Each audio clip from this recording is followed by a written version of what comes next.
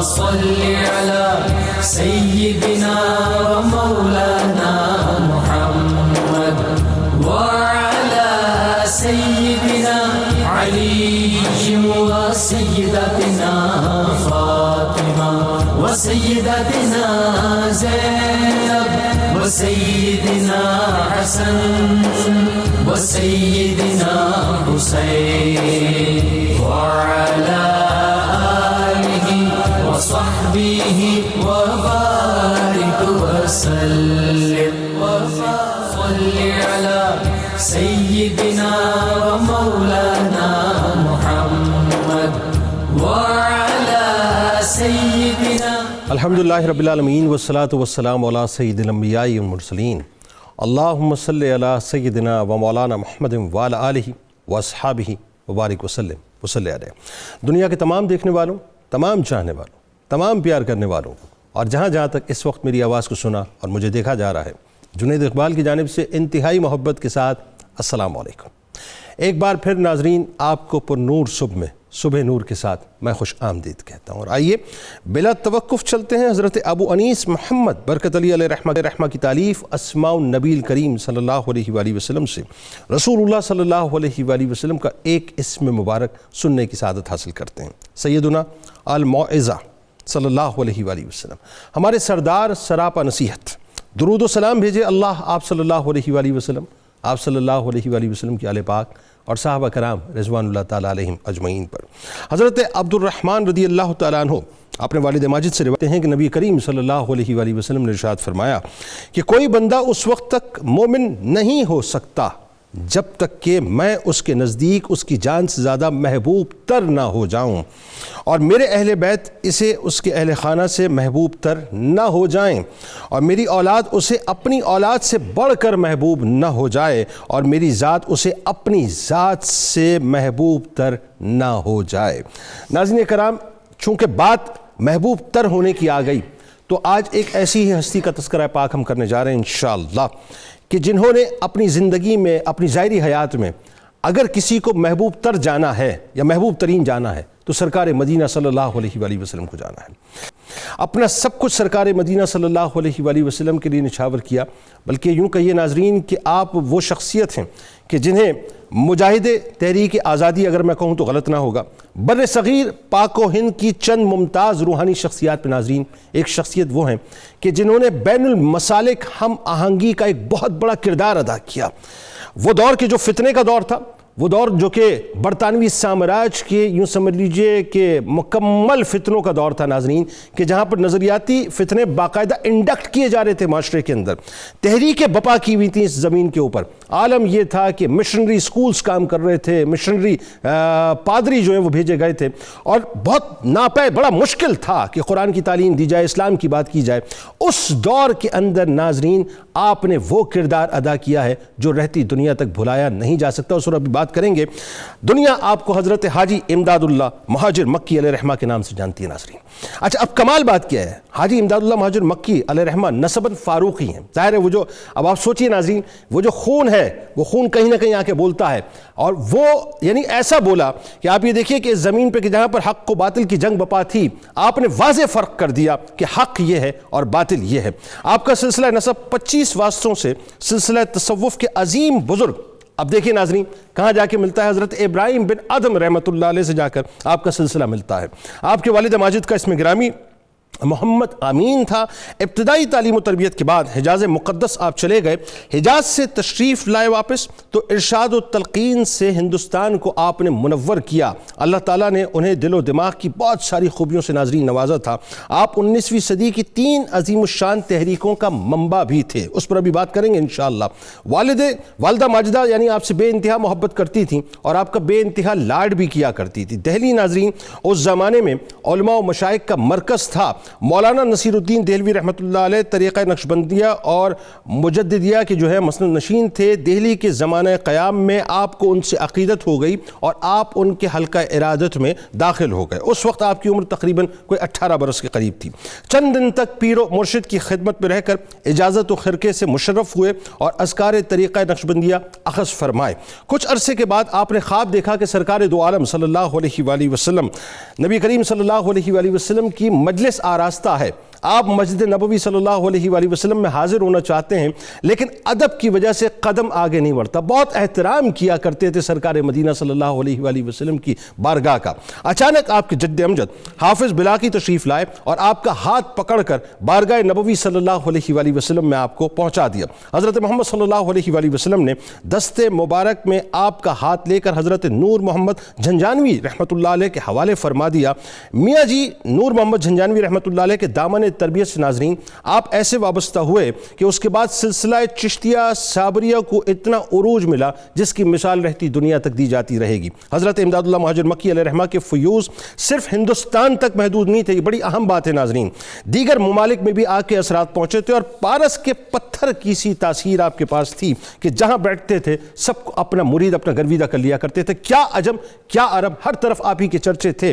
یعنی جو آپ سے ملا وہ آپ کا ہو کے رہ گیا اور آپ کے سلسلہ طریقت سے ہندوستان پاکستان بنگلہ دیش ہی نہیں ناظرین حجاز مقدس شام عراق ترکی افریقہ مصر مراکش اور سینکڑوں یعنی اور ممالک ہیں جہاں کے علماء اور مشائخ آپ کے حلقہ ارادت کے اندر داخل ہوئے. آج ناظرین بنیادی طور پر اس ہستی پہ بات کریں گے. ایک بہت اہم بات ہے وہ بات یہ ہے کہ حضرت پیر مہر علی شاہ صاحب علیہ رحمت چونکہ ظاہر ہے وہ بھی آپ کے خلیفہ.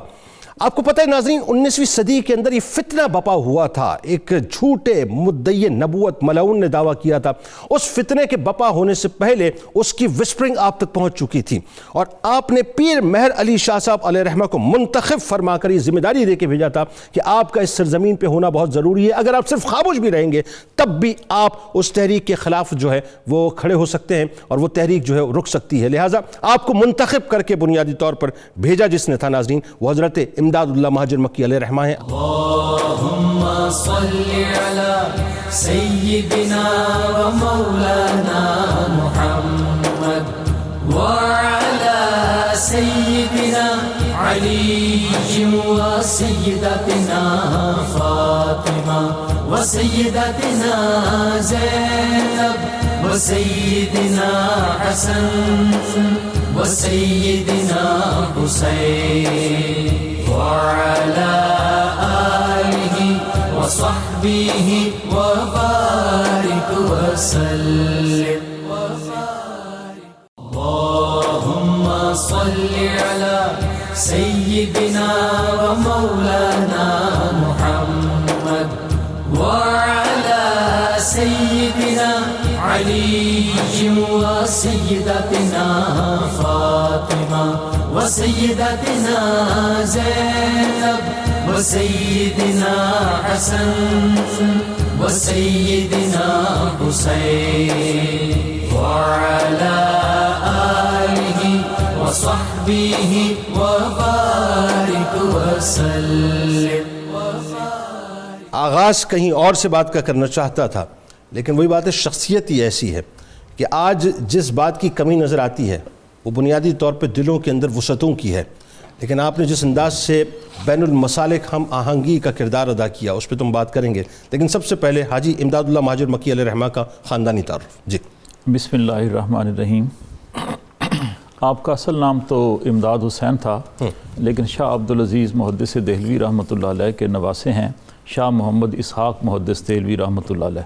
انہوں نے آپ کو امداد اللہ کا لقب عطا کیا تھا. جناب آپ کو 4 سلاسل کے علاوہ سلسلہ کبرویہ میں بھی بیعت اور خلافت تھی. تو شیخ نور محمد جھنجھانوی رحمۃ اللہ علیہ جن کا آپ نے ذکر کیا ان کا لقب تھا میاں جیو رحمۃ اللہ علیہ. ان سے ہی تھی اور یہ بارگاہ رسالت سے ان کو اشارہ ہوا تھا. اس طریقے سے وہ بیعت اور خلافت سے منسلک ہوئے. آپ کا مزار پاک جو ہے مکہ مکرمہ میں جنت المعلیٰ میں سیدہ حضرت خدیجۃ الکبریٰ رضی اللہ تعالیٰ عنہا کے قریب مولانا رحمۃ اللہ کیرانوی رحمۃ اللہ علیہ کے پہلو میں ہے. سبحان اللہ. اور مولانا رحمۃ اللہ کیرانوی ہندوستان کے بڑے مشہور عالم گزرے ہیں جنہوں نے بائبل سے قرآن تک کتاب لکھی اور کمپیریٹیو اسٹڈی کی، ریلیجنس کی، اور بڑے معروف عالم دین تھے، ان کا پہلو ان کو وہاں میسر آیا۔ آپ کا جو وجود مسعود ہے ہندوستان کے فرقہ وارانہ ماحول میں ایک نقطۂ اعتدال کی حیثیت رکھتا ہے۔ واہ! یہ جو امت مسلمہ کے اختلافات ہیں یہ زیادہ تر فروعی نوعیت کے ہیں، یہ کوئی بنیادی نوعیت کے اختلافات نہیں ہیں۔ 95% اشتراکات ہیں اور 5% کے قریب اختلافات ہیں، اور حضرت امداد اللہ مہاجر مکی رحمۃ اللہ علیہ کا موقف یہ ہے کہ ان اختلافات کو اتنی ہی اہمیت دینی چاہیے جتنی شواف حنابلہ اور حنفیوں کے اختلاف کی حیثیت ہے، اس سے زیادہ اس اختلاف کی حیثیت نہیں ہونی چاہیے۔ قرآن مجید میں امم سابقہ کے اختلاف کا جہاں ذکر کیا گیا ہے اسے بغیم بینہم سے تعبیر کیا گیا ہے کہ آپس میں ضد کی وجہ سے اور چڑو خطی کی وجہ سے اور حسد کی وجہ سے وہ لوگ اختلاف میں مبتلا ہو جاتے تھے۔ اسلام میں ایسے کسی اختلاف کی گنجائش نہیں ہے، اور یہ بات ہمیں صوفیاء کرام کے مسلک سے اور ان کی تعلیم اور تربیت سے ہی نصیب ہوتی ہے۔ بے شک حضرت حاجی امداد اللہ مہاجر مکی رحمۃ اللہ علیہ علمی لحاظ سے، یعنی آپ کی اگر تعلیم و تربیت کا ہم جائزہ لیں تو اس طرح تحصیل علم نہیں کی جس طرح بڑے علماء کیا کرتے ہیں، لیکن آپ کو اللہ تعالیٰ نے علم لدنی میں وہ مقام عطا کیا تھا کہ آپ بڑے بڑے علماء کے لا ینحل مسائل کو بڑے سادہ اور عام فہم انداز میں حل کر دیتے تھے، اور ان کے ملفوظات میں اس کی مثالیں موجود ہیں۔ اس کی وجہ یہ ہے کہ ہمارے صوفیاء جو ہیں وہ ہر وقت اصلاح باطن پر توجہ مرکوز کرتے ہیں، ایسا ہی، اور انسان کو اندر سے پکڑتے ہیں۔ نفس کی جو شرارتیں ہیں ان پر ان کی گہری نظر ہوتی ہے۔ تو حاجی صاحب کی کئی کتابیں ہیں، پہلی کتاب ان کی ضیاء القلوب ہے، اور کلیات امدادیہ میں جو آخری کتاب ہے وہ رسالہ وحدت الوجود ہے۔ اس کے ناموں پر آپ غور کریں تو ضیاء القلوب کا مطلب ہے دلوں کی زندگی، دل کی زندگی سے انہوں نے اپنی تعلیم اور اپنے درس کا اور تدریس کا آغاز کیا، اور پہنچے کہاں تک وحدت الوجود پر، وہ بھی قلب کے انکشافات کا ایک مقام ہے۔ تو دل سے دل تک کا سفر انہوں نے اپنی زندگی میں کیا، اور کروایا۔ کرتے ہیں انشاءاللہ۔ اچھا جی، علمی مقام کے حوالے سے ظاہر بات ہو رہی ہے، میں چاہتا ہوں اسی تسلسل میں تھوڑا سا آپ بھی کلام فرمائیں کہ ایک بات جو ابھی آپ نے فرمائی وہ بڑی اہم ہے خگا صاحب، اور میں چاہتا ہوں وہیں سے آپ تھوڑا سا اس پہ کلام فرمائیے کہ اختلافات تو بہت کم تھے، لیکن جو کم تھے وہ بہت بڑھ گئے، لیکن آج بھی ان اختلافات کو دور کرنے کے لیے اگر حاجی امداد اللہ مہاجر مکی علیہ رحمہ کی شخصیت کو دیکھ لیا جائے کہ آپ کی شخصیت کیا ہے، تو میرے خیال ہے سارے اختلافات ختم ہو جائیں گے۔ کیا فرمائیں؟ کیا بات ہے، حضرت حاجی امداد اللہ مہاجر مکی علیہ رحمہ تو سلسلہ صابریہ کی نمایاں حیثیت لیے ہوئے تھے، اور صوفی گر تھے اور علماء گر تھے، جو ان سے ملتا تھا ان کو صوفیاء کے درجے پہ پہنچا دیتے تھے، یہ آپ کے کمالات تھے۔ اور علمی حوالے سے جیسے سر بات کر رہے تھے، علمی حوالے سے دیکھیں مثنوی مولانا روم سے اس قدر ان کو محبت، اور ہمہ وقت مثنوی مولانا روم میں، حتیٰ کہ جیسے کہ آپ نے فرمایا کہ آپ ہندوستان سے جب حجاز مقدس میں چلے گئے، مکہ مکرمہ میں آپ مثنوی شریف کا درس دیا کرتے، باقاعدہ اہتمام ہوتا، اور علماء کہاں سے، علماء پوری دنیا سے جو، اور یہ دیکھیں ترکی سے بھی لوگ، ایک روایت میں تو ہے حضرت جو ترکی کے انہی کے مولانا روم کے خاندان سے اسد اسفندی جو ہے، آفندی، اسد آفندی، وہ انہی کے خاندان میں سے تھے، وہ آپ بھی موجود تھے۔ آپ کی مثنوی خوانی اور مثنوی کی شرح وہ سن کے آپ دنگ ہو جاتے، اور کئی بار تو مطلب ایسا ہوا ہے کہ آپ اٹھ کے اپنا جبہ ان کو عطا کر دیا اور کہا کہ یہ آپ پہن کے مجھے تبرکن عطا کر دیں۔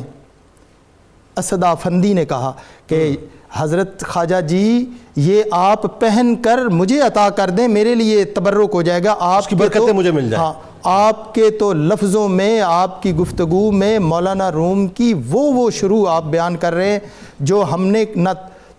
عرب و عجم میں سنی، نہ ترک میں سنی، نہ کہیں کمال ان کا۔ اور یہ دیکھیں حضرت پیر مہر علی شاہ رحمۃ اللہ علیہ بھی تو فرماتے ہیں کہ میں وہاں پہ جب حجاز مقدس میں تھا، آپ ہی کی محفل میں حاضر ہوا، وہاں پہ میں اس وقت میری عمر کم تھی، میں بڑے عجز کے ساتھ ایک طرف بیٹھ گیا،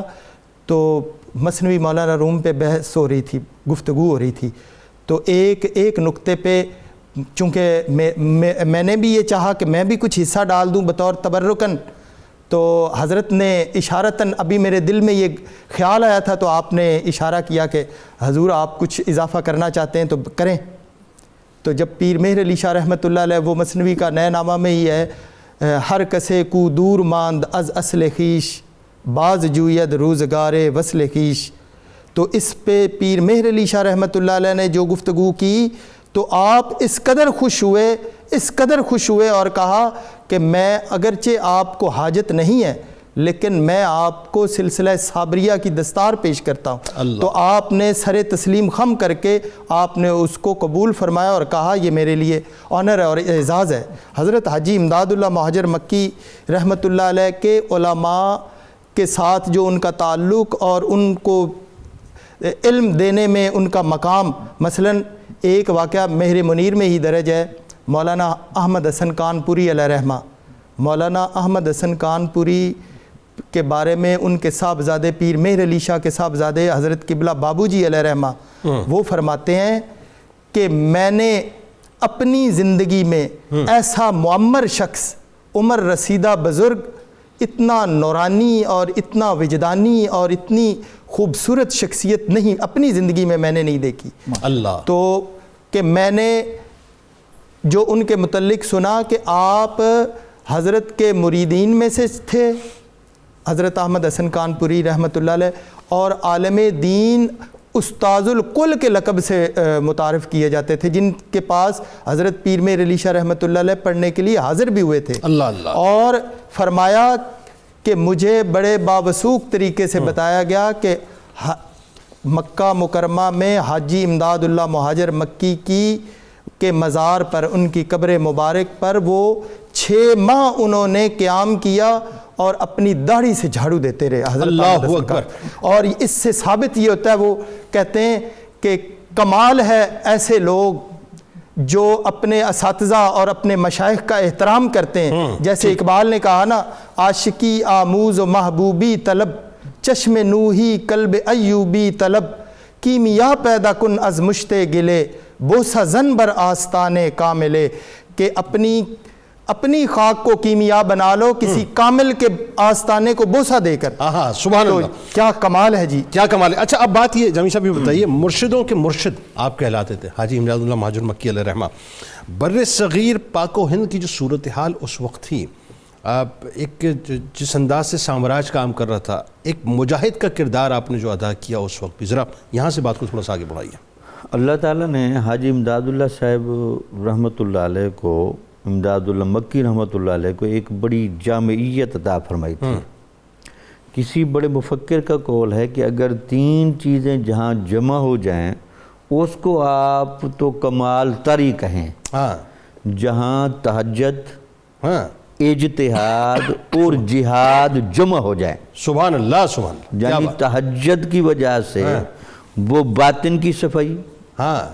اجتہاد کی وجہ سے وہ علمی گہرائی، سبحان اللہ، اور جہاد کی وجہ سے وہ غیرت دین، سبحان اللہ، اور حق و باطل کے فرق پر گہری نظر، اللہ، یہ تینوں خوبیاں آپ میں بدرجہ اتم موجود تھیں۔ جیسے آپ نے کہا ایک شیخ المشائخ بنے، اسی تہجد کے حوالے سے میں ایک واقعہ بھی سنا جو بہت مشہور ہے۔ کہتے گجرات میں ایک واقعہ پیش آیا کہ کچھ لوگوں نے اس بات پر مناظرہ شروع کیا، بھئی انبیاء کے بارے میں کچھ قرآن مجید کے اندر ایسی آیات ہیں جن میں ایک گروہ کا خیال یہ ہے کہ اس کو ہم عصمت اور حفاظت کے معنی کے ساتھ جوڑیں گے، کچھ کا خیال یہ تھا کہ نہیں اس میں کوئی نہ کوئی کمی یا نقص بھی ہوگا۔ ٹھیک ہے، تو وہ جو صاحب مسند تھے انہوں نے کہا جناب یہ کریں، دونوں بندے جو کہنا چاہتے ہیں، صوفی کا اپنا مشرب ہوتا ہے، آپ دونوں بندے یہ وعدہ کریں اس پوری مجلس کے سامنے کہ آپ 6 ماہ تہجد پڑھ کے آئیں گے، ٹھیک، اور پھر تہجد پڑھنے کے بعد یہاں مناظرہ ہوگا۔ جب 6 ماہ کے بعد دونوں علماء تہجد پڑھ کے آئے، ان سے پوچھا جی اب ان آیات پر بحث کریں، تو انہوں نے کہا یہ جی تہجد پڑھنے والا بندہ خطا نہیں کرتا تو آپ انبیاء کے بارے میں کیسے تصور کر سکتے ہیں؟ اللہ دیکھو نا تہجد کے بارے میں قرآن کا جملہ ہے ہی اشد وطئا واقوم قیلا، یہ جو تہجد ہے یہ نفس کو بالکل روند دیتی ہے۔ آہا، انسان کے اندر بنیادی طور پر شر تو خارج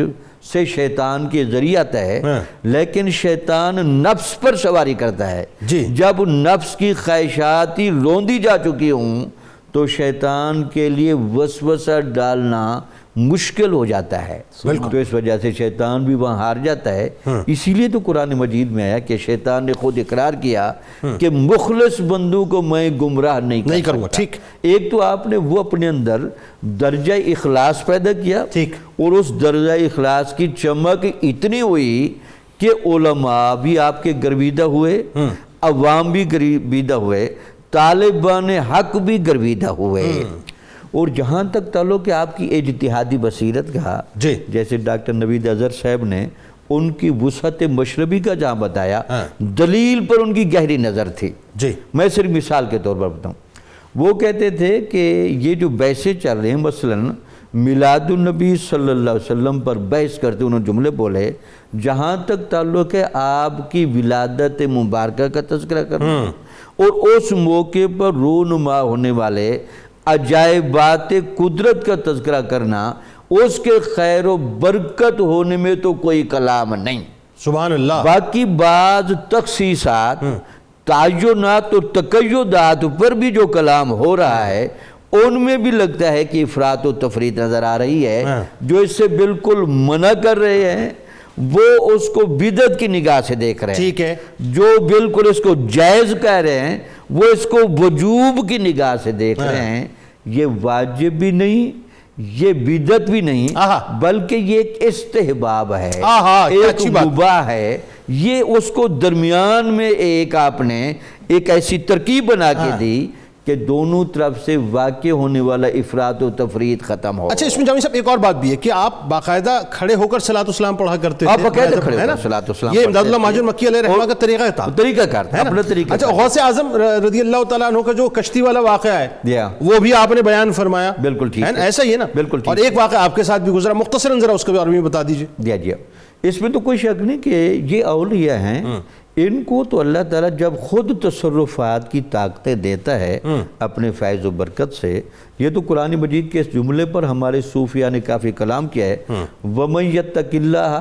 يَجْعَل لَّهُ مَخْرَجًا، جس نے کامل تقوی اختیار کیا اس کو ہم ہر مشکل سے نکالیں گے، وَيَرْزُقُ مِنْ حَيْثُ لَا يَحْتَسِبُ، اور اس کو وہاں سے بھی رزق ملے گا جہاں سے اس کا وہم و گمان بھی نہیں ہوگا۔ رزق کی ایک تعویل قوت و طاقت بھی ہے، اور ایک تعویل علم روحانی بھی ہے، اور ایک تعویل یہ بھی ہے کہ ظاہری رزق مراد ہے۔ ٹھیک، تو جب ان کو خود تصرفات کی طاقتیں ملتی ہیں تو ان طاقت کی وجہ سے اولیاء کے کیے ہوئے جتنے بھی واقعات ہیں وہ ان کی تصدیق بھی کرتے ہیں، اور خود اس کا تجربہ، اور تصدیق آپ نے کی ہے۔ ٹھیک ہے، بالکل صحیح۔ اللہم صلی علی سیدنا و مولانا محمد وعلی سیدنا علی و سیدتنا فاطمہ و سیدتنا زینب و سیدنا حسن و سیدنا حسین وعلى آله وصحبه وبارك وسلم۔ اللهم صل على سيدنا ومولانا محمد وعلى سيدنا علي وسيدتنا فاطمة وسيدتنا زينب وسيدنا حسن وسيدنا حسين وعلى آله وصحبه وبارك وسلم۔ بات کو وہیں سے کنٹینیو کرتے ہیں۔ ڈاکٹر صاحب یہ بتائیے کہ جو آپ کا ایک روحانی فیض تھا یعنی جو آپ کا علمی مقام کے ساتھ ساتھ جو آپ کا روحانی مقام تھا اس کے حوالے سے تھوڑا سا کلام فرمائیں، لوگوں کو بتائیں کہ اللہ تبارک و تعالیٰ نے آپ کو کیا رفعت سے نوازا۔ جی ہاں، آپ برصغیر کے عظیم مشائخ میں سے ہیں اور آپ نے اپنی نظروں سے بھی لوگوں کے دلوں کی کائنات بدلی اور اپنی کتابوں سے بھی، تحریروں سے بھی۔ آپ کی کتاب ہے جہاد اکبر، اس میں میں سمجھتا ہوں کہ انہوں نے اس حدیث پاک کی تشریح کی ہے کہ قدم تم من جہاد الاصغر الی جہاد الاکبر۔ حضور صلی اللہ علیہ وسلم صحابہ کرام کے ساتھ ایک غزوے سے واپس تشریف لائے تو راستے میں فرمایا کہ تم نے ایک چھوٹے جہاد سے ایک بڑے جہاد کی طرف سبقت کی ہے، پیش قدمی کی ہے۔ تو صحابہ نے عرض کیا کہ یا رسول اللہ چھوٹا جہاد کون سا تھا اور بڑا جہاد کون سا ہے؟ تو آپ نے فرمایا کہ چھوٹا جہاد یہ تھا جو کفر و اسلام کا مارکا تمہیں درپیش تھا، جس میں تم نے کافروں کو مارا اور اسلام کی فتح کا پرچم لہرایا، یہ تو تھوڑے وقت کے لیے تھا، ختم ہو گیا۔ اب بڑا جہاد جو ہے وہ ہے مجاہدۃ العبد ہوا ہو، آدمی کا اپنی ہوائے نفس سے جہاد کرنا، اپنے نفس سے اس کی جنگ لڑنا، یہ تو قبر کی دیواروں تک جاری رہتی ہے، یہ زیادہ مشکل اور یہ بڑا جہاد ہے۔ تو جہاد اکبر میں وہ ایک واقعہ جو نفس سے اپنا مکالمہ بیان کرتے ہیں منظوم ہے، چونکہ مثنوی سے بہت متاثر تھے، محبت تھی، تو مثنوی کے اثرات ان کی منظوم کتابوں میں ہیں، اسی طرح تمثیلی اور حکایتی اسلوب ہے۔ فرماتے ہیں کہ ایک رات میں تنہائی میں بیٹھا ہوا تھا تو سوچا کہ انسانی قالب میں نفس اور شیطان کی جنگ جو ہے وہ جاری رہتی ہے، شیطان باہر ہے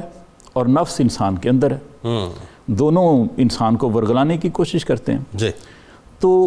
کوچ کا نکارہ بجنے والا ہے، عمر زیادہ گزر چکی ہے، لیکن نفس جو ہے وہ بھی راہ راست پر نہیں آ رہا۔ یہ اصل میں انہوں نے عام لوگوں کے نفس کی مثال بیان کی ہے، ان کا نفس تو بہت پاکیزہ تھا، وہ تو نفس مطمئنہ کے مالک تھے، بڑے نیک پاک لوگ تھے۔ اللہ تو فرماتے میں نے نفس سے کہا کہ تجھے اللہ تعالیٰ نے کس مقصد کے لیے پیدا کیا ہے، تو اس سے بالکل غافل ہے، تو اس طرف توجہ کیوں نہیں کرتا؟ تو نفس کہنے لگا میری پوری توجہ ہے، اللہ تعالیٰ نے میرے سر پہ خلافت کا تاج پہنایا اور مجھے اپنا مظہر اتم بنایا، میں اللہ تعالیٰ کو مانتا ہوں، وہ میرا خدا ہے، اس نے مجھے پیدا کیا ہے، اس سے مجھے محبت ہے۔ آپ فرماتے ہیں میں نے اس کو ڈانٹا نفس کو، میں نے کہا کہ تم بڑے مردود ہو، اگر تمہیں اللہ تعالیٰ سے محبت ہے تو اللہ تعالیٰ کی فرما برداری کیوں نہیں کرتے؟ محبت تو وہ ہوتی ہے جس میں محبوب کی اطاعت کی جاتی ہے اور تم اطاعت سے جان چھڑاتے ہو۔ تو کہتے ہیں نفس کہنے لگا کہ چلیں توبہ کا دروازہ تو کھلا ہے، میں توبہ کر لوں گا، اللہ تعالیٰ کی بارگاہ میں قبولیت ہو جائے گی۔ فرماتے میں سمجھ گیا کہ یہ پھر شرارت کر رہا ہے، میں نے نفس کو پھر ڈانٹا، میں نے کہا توبہ تو وہ ہوتی ہے جس میں انسان سچے دل سے گناہوں سے تائب ہو جائے، دل میں اگر گناہوں کی محبت ہو تو وہ توبہ تو قابل قبول نہیں ہے۔ اللہ تعالیٰ نے تجھے ظلوماً جہولا کہا قرآن مجید میں، اور تو اتنا ڈھیٹ ہے کہ ظلم اور جہالت سے پھر بھی باز نہیں آتا۔ صحیح۔ فرماتے میں نے نفس کو سمجھایا کہ جب کسی آدمی کو تانا دیا جاتا ہے تو وہ اپنے آپ کو بہتر بنانے کی کوشش کرتا ہے۔ ٹھیک۔ مثلاً کسی کو کہہ دیں کہ تم بے وفا آدمی ہو تو وہ شرمندہ ہوتا ہے اور شرمساری محسوس کرتے ہوئے وفاداری کرتا ہے۔ جی۔ لیکن تم اللہ تعالیٰ کے ظلوماً جہولا کہنے کے باوجود جہالت سے باز نہیں آتے، ظلم سے باز نہیں آتے۔ تو کہنے لگا میں اس لیے اللہ تعالیٰ پہ بھروسہ کرتا ہوں کہ اللہ تعالیٰ جو ہے نا وہ انہوں نے تقدیر میں سب کچھ لکھ رکھا ہے، جنت بھی مقدر ہے، دوزخ بھی مقدر ہے، تو میری کوشش کا کیا فائدہ ہے؟ ٹھیک۔ آپ نے فرمایا یہ پھر نفس کی شرارت تھی، میں پہچان گیا۔ میں نے کہا کہ عمل بھی تو مقدر میں ہی لکھا ہوا ہے، بالکل صحیح، تم عمل کیوں نہیں کرتے؟ اب نفس پھر بولا، کہنے لگا کہ ابلیس نے بڑا عمل کیا، بنی اسرائیل کے عابد بلم باورا نے بڑا عمل کیا لیکن جہنم میں چلے گئے۔ فرماتے میں نے پھر اس کو پکڑ لیا، میں نے کہا یہ دو مثالیں تجھے یاد نہیں اور تجھے یہ یاد نہ رہا کہ انبیاء اور اولیاء جو ہیں وہ عمل کے ذریعے جنت میں چلے جاتے ہیں۔ یہ دو تو وہ مثالیں ہیں جو عمل کے باوجود سرکشی کی وجہ سے اور دنیا کے لالچ کی وجہ سے جہنم میں چلے گئے، ٹھیک، لیکن انبیاء اور اولیاء عمل کے ساتھ ہی جنت میں چلے جاتے ہیں۔ واہ۔ تو اب وہ نفس کہنے لگا کہ اللہ تعالیٰ غفار بھی تو ہے، واہ، اللہ تعالیٰ مجھے بخش دے گا، اس کے خزانے بھرے ہوئے ہیں، گناہوں کے باوجود بخش سکتا ہے۔ فرماتے میں نے پھر اس کو پکڑا، میں نے کہا تیری حالت جو ہے نا گدھے والی ہے، گدھے کو ڈنڈا ماریں تو اور سست ہو جاتا ہے۔ تو یہ دیکھتا ہے کہ اللہ تعالیٰ غفار ہے، تو یہ کیوں نہیں دیکھتا کہ اللہ تعالیٰ قہار بھی ہے؟ اللہ تعالیٰ گناہوں پر پکڑ بھی کرتا ہے صحیح، اور انسان کو سزا بھی دیتا ہے۔ تو وہ کہتے ہیں کہ اس طرح میں نے نفس کو پکڑا، تو یہ گویا نفس کی شرارتیں تھیں جس پر صوفیاء کرام کی گہری نظر ہوتی ہے، اور وہ اپنے مریدوں کو سمجھاتے ہیں کہ کبھی اس کے چنگل میں نہ پھنسنا۔ ٹھیک، کھگا صاحب، یہ جب آپ حجاز مقدس کا سفر کر کے اب آپ جا کے ظاہر مکے میں بس چکے ہیں اور وہیں سے جو ہے وہ اپنی تحریک جو ہے اس کو چلا رہے ہیں، ایک دور تو آپ نے وہ دیکھ لیا جو اس سرزمین کا تھا، اور اب ایک وہ دور ہے کہ جہاں پہ آپ اس وقت مکے میں موجود ہیں، تو وہاں آپ کا جو کردار ہے ذرا اس حوالے سے تھوڑا سا بات کی۔ جی مکہ مکرمہ میں دیکھیں، ہم بات کر رہے تھے حاجی امداد اللہ مہاجر مکی علیہ رحمہ کی حضور اکرم صلی اللہ علیہ وسلم سے محبت، اور یہ اس چیز کی دلیل ہے کہ آپ سرزمین ہندوستان کو چھوڑ کے سرزمین حجاز مقدس میں چلے گئے اور وہاں پہ شب و روز گزارنا، اور ان جو کتابوں میں لکھا ہوا ہے کہ آپ اپنے آخری عمر میں بھی، اس وقت آپ بوڑھے ہو چکے تھے، لیکن آپ اپنے وظائف و اوراد، قرآن، حضور اکرم صلی اللہ علیہ وسلم کی سنت، حدیث، ان کا درس دینا، پڑھنا، خود ایک صاحب کہتے ہیں کہ میں رمضان المبارک میں آپ سے ملنے گیا تو آپ ساری رات شب بیداری کرتے، 6 گھنٹے قرآن مجید سنتے، پھر اس کے بعد خود پڑھتے، پھر سنتے، پھر تہجد میں، فجر کے بعد تک پھر درس مثنوی شروع ہوتا۔ تو میں حیران رہ گیا کہ اس قدر آپ کو جو ہے بارگاہ رسالت سے اتنی محبت اور عقیدت، اور اپنے دین سے اور قرآن سے اس قدر محبت، وہ ایک دیدنی، اور جو ہے یہ بیان کرتے ہوئے بندہ حیران رہ جاتا ہے کہ حضرت کا یہ معاملہ، اور اس قدر پھر مدامت عمل پر، جیسے کہتے ہیں کہ الاستقامہ فوق الکرامہ،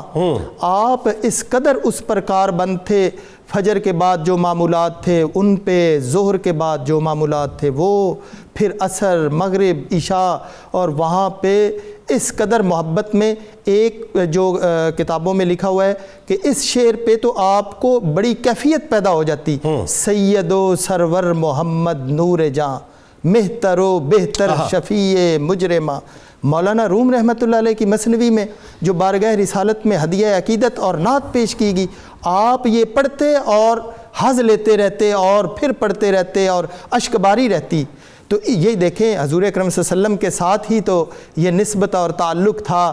جو یہ ایک ہندوستان میں اٹھنے والی تحریک اور ہنگامہ اور ایک فتنہ، اس کی بھی پیشین گوئی آپ نے حضرت خواجہ پیر مہر علی شاہ علیہ رحمہ کو پہلے سے ہی کر دی تھی۔ اور دیکھیں حضرت خواجہ پیر مہر علی شاہ رحمۃ اللہ علیہ فرماتے ہیں کہ میں خود اس طرح معاملات سے بیزار ہو کے حجاز مقدس میں ارادہ کر لیا کہ میں یہیں پہ اقامت گزین ہو جاؤں گا، میں یہیں پہ رکوں گا، لیکن حضرت حاجی امداد اللہ مہاجر مکی کا مقام اور مرتبہ اور حضور اکرم صلی اللہ علیہ وسلم کے ساتھ نسبت اور تعلق اس چیز کی یہ غمازی کرتا ہے کہ آپ نے کہا مہر علی شاہ اے شہزادہ غوث الورا، آپ کا وہاں پہ ہندوستان میں ہونا بھی باعث برکت ہے، اور اس طرح کے جتنے فتنے ہوں گے ان کے تدارک کے لیے آپ کا وجود مسعود جو ہے وہ باعث برکت ہے۔ اس میں ایک چیز بڑی ہندوستان میں واپس چلے جائیے کہ بڑی اہم ہے، ایک تو یہ کہ آپ جب اس خطے میں رہے تو اس وقت بھی آپ جو ہے وہ بین المسالک ہم آہنگی کے علمبردار رہے، بالکل۔ آپ جب حجاز مقدس گئے وہاں بھی بین المسالک ہم آہنگی کے علمبردار رہے، اور دوسری بات یہ کہ اس خطے میں رہتے ہوئے اس خطے کے اندر جتنی بھی سورشیں اٹھ رہی تھیں آپ نے اس پہ بھی نگاہ رکھی، اس کے خلاف باقاعدہ عملی طور پہ آپ باہر آئے، بالکل، اور پھر وہاں بیٹھ کے بھی آپ خاموش نہ رہے، اس خطے پہ نگاہ آپ کی۔ جی بالکل، میں تو یہ سمجھتا ہوں کہ یہ حضور اکرم صلی اللہ علیہ وسلم کے ساتھ ان کا ایک ایسا قلبی تعلق تھا جو آپ صلی اللہ علیہ وسلم نے آپ کو اس چیز کا اذن فرما دیا اور خود بتا دیا کہ ہندوستان میں اس طرح کی شورشیں اور اس طرح کے فتنے برپا ہوں گے، تو اس کے تدارک کے لیے یہ شخصیت کو آپ حکم فرما دیں۔ تو آپ نے باقاعدہ حکماً یہ کہا تھا کہ آپ یہاں پہ نہ اقامت گزین ہو، آپ ہندوستان واپس چلے جائیں، آپ وہاں پہ رہیں، اور اس ہنگامے کا، اس فتنے کا جو ہے وہ تدارک آپ ہی کی شخصیت اور ذات والا صفات سے ہو سکتا ہے۔ اللہم صلی علی سیدنا و مولانا محمد وعلی سيدنا علي وسيدتنا فاطمة وسيدتنا زينب وسيدنا حسن وسيدنا حسين وعلى آله وصحبه وبارك وسلم. اللهم صل على سيدنا ومولانا محمد وعلى سيدنا علي وسيدتنا فاطمة وسيدتنا زينب وسيدنا حسن وسيدنا حسين وعلى آله وصحبه وبارك وسلم. ڈاکٹر صاحب ایک بنیادی بات جو اس میں یہ ہے کہ جس طرح سے رسول کریم صلی اللہ علیہ وآلہ وسلم سے محبت حضرت حاجی امداد اللہ مہاجر مکی علیہ رحمہ کی ہے، جس طرح سے حضور غوث العظم دستگیر حضرت شیخ عبد القادر جیلانی رضی اللہ تعالیٰ عنہ سے آپ کی محبت ہے، جس طرح سے چشتیہ اور صابریہ سلسلے کی آپ نے ترویج کی اور اس کو بام عروج پہ پہنچایا، کمی پھر کہاں رہ گئی؟ یعنی آپ دیکھیں نا کہ دیگر مسالک کے جو خلفاء ہیں یا ان کے جو متبعین ہیں، ماننے والے ہیں، وہ بھی ان کو چاہتے ہیں اور ان کو فالو کرتے ہیں اور ان کو اپنا بڑا کہتے ہیں، لیکن پھر کمی کہاں رہ گئی؟ اصل میں جس طرح آپ نے فرمایا نا کہ جو حاجی امداد اللہ مہاجر مکی رحمۃ اللہ علیہ نے علمی اور روحانی قواعد متعین فرمائے نا، ان علمی اور روحانی قواعد کی پابندی کی طرف وہ لوگ نہ جا سکے اور اس پیرائے میں اپنے آپ کو فٹ نہ کر سکے. وہاں ایک کہنا چاہیے کہ علمی طور پر جو ایک پیدا ہوتی ہے، جس کو شاید انا کے لفظ سے تعبیر کرنا شاید ممکن ہو، تو علم کی وجہ سے جو ایک عجب کی کیفیت پیدا ہوتی ہے، جس کی وجہ سے بندہ کامل متبع ہونے سے ذرا ہٹ کے رہتا ہے اور اپنے دلائل و براہین کو ہی زیادہ صحیح سمجھتا ہے، وہ غالباً ایک چیز حجاب بنی رہی. ورنہ حاجی امداد اللہ مہاجر مکی نے جس محبت الہی کا، جس محبت رسول کا اور جس محبت دین کا اور جس غیرت دین کا درس دیا تھا، اگر اسی پیرامیٹرز کو ہی برابر رکھا جاتا سبحان اللہ، اور تمام مسالک جو بعد میں اس توازن پر نہ رہ سکے، اگر وہ حاجی صاحب کو ہی اپنا لیڈر مان لیتے علمی اور روحانی طور پر، تو شاید ہندوستان کے حدود میں یہ جو افراط و تفرید کی کیفیتیں جو ہمارے نظام کو کھوکھلا کر رہی ہے، اس کا علاج موجود تھا. اچھا، ان کی تصانیف میں سب موجود ہے، لکھا ہوا ہے، ایسا نہیں کہ ریکارڈ سے سب ہٹ گیا ہے، سب موجود ہے. بلکہ میں خود آپ کو تجربہ بتاؤں، حضرت کی جو وحدت الوجود کی کتاب تھی، میں اس کی تلاش میں نکلا. اب جن لوگوں کے پاس یہ کتابیں ہیں وہ مجھے ان کی کتابیں دینے کے لیے تیار نہیں تھے. بلکہ وہاں میں نے یہ جملہ بھی کہا کہ یہ ہم سب کا غالباً اہل سنت کا یہ بابا آدم ہے ہندوستان کا. اگر ہم ان کا اتباع کر لیں تو ہمارے ہاں جو یہ دراڑیں پڑ گئی وہ ختم ہو جائیں گی. بالکل صحیح. لیکن آپ کو پتہ ہے کہ پھر اس میں کیا کہنا چاہیے، غفلت، جہالت، تعصب اور اپنے فرقے کی جو خاص حد بندی ہو چکی ہے، وہ چونکہ پیش نظر زیادہ رہتی ہے، تو پھر یہ شخصیتیں الگ ہو جاتی ہیں. حالانکہ جن لوگوں کا دعویٰ یہ ہے کہ ہم حاجی امداد اللہ مہاجر مکی کو ہی مانتے ہیں، انہوں نے ان کی کتابیں اس خوبصورت ٹائٹلوں میں اور اس شرح کے ساتھ نہیں چھاپیں. باقی لوگوں کی بڑی بڑی جیسا حق تھا چھاپنے کا، جیسا چھاپنے کا حق تھا. وجہ یہ تھا کہ یہ خود جان بوجھ کر نظر انداز کیا گیا، یعنی یہاں چھاپا نہیں گیا، یہاں چھپایا گیا، یہاں چھپایا گیا ہے نا.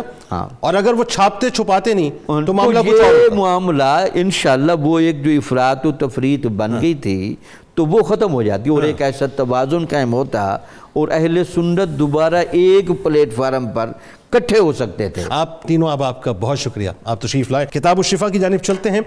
گمشدہ بچے کی بازیابی کا وظیفہ ہے.